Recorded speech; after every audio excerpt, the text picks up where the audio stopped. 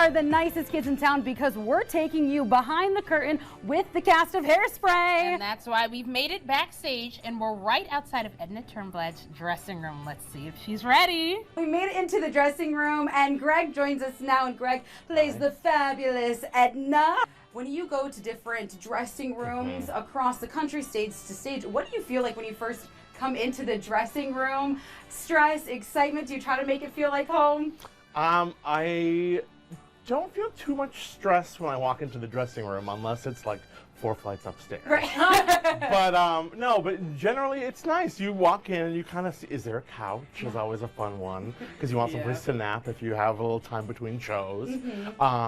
You know, this is really nice. We've got a nice little dressing space here, and my costume rack is over there. And so we're really close to the stage, so I can run in and out from all of my quick changes. It takes a little over an hour to fully, the way I like it. Yeah. You know, you have to leave a little room for error in case. But you know, it's about an hour, and so it's kind of an hour of just sort of like, I'm by myself. I'm usually playing some piano jazz. I listen to, calm myself down a little bit. Before we get to see it all on stage, which we luckily got a chance to do. But you said that this was a big dream role for you. So what did it feel like when you first found out that you were cast in this production? It was kind of amazing. So I've been with the show for 3 years, and for 2 years I was the Edna and Wilbur understudy. And so I played Mr. Pinky and I played Mr. Spritzer in all of those parts. Yeah, and well deserved. And you said you've been with this the show 3 years, so obviously you know it front and back, playing the different roles, and now you're this 3 role.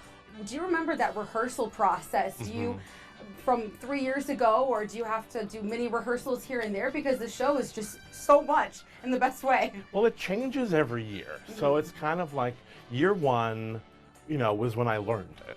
And so then, but things change between year 1 and year 2, and things change between year 2 and year 3. Little choreographic bits with different actors playing different parts, and our team is really good at shaping the show around them a little bit.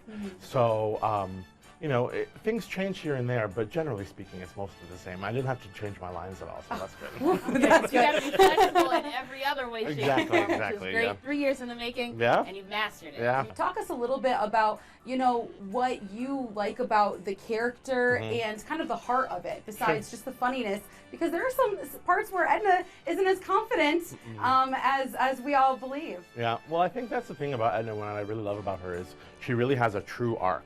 I'm looking at all of your costumes here. I'm wondering if this is all of them. But it is all of them. I made sure that they're all here. They're all here? Okay, good, because I know we got a show coming up. But, there's so many different quick changes that you do, and the one that I remember the most is for Welcome to the 60s. I think that's my favorite. So, so what happens is, Mr. Pinky says, let's step inside, let's make a deal. The door is open, and I run up stage, and I've got my purse, and I literally toss my purse to someone who's props, and he's standing by the wings. I rip off the dress I'm wearing. It's all snaps. I literally rip it off. I step into the dress gets lifted up onto me. I kick off my little flat shoes. Our hair person, she hands me a blush brush, and I do my little blush as I'm getting into my shoes. And then the shoes are buckled as I straighten up. My thing gets zipped up, I get into my wig, the wig gets pinned, I turn around, the back gets pinned, and then I, flip the thing over as a little stole, and then I walk on stage. I haven't really timed it, but I think it's about 40 seconds or so. But the person who you throw the purse to, do they always catch it? No, not all. I mean, generally speaking, yes. I will say, I don't want to throw them under the bus, but our local here has always caught it.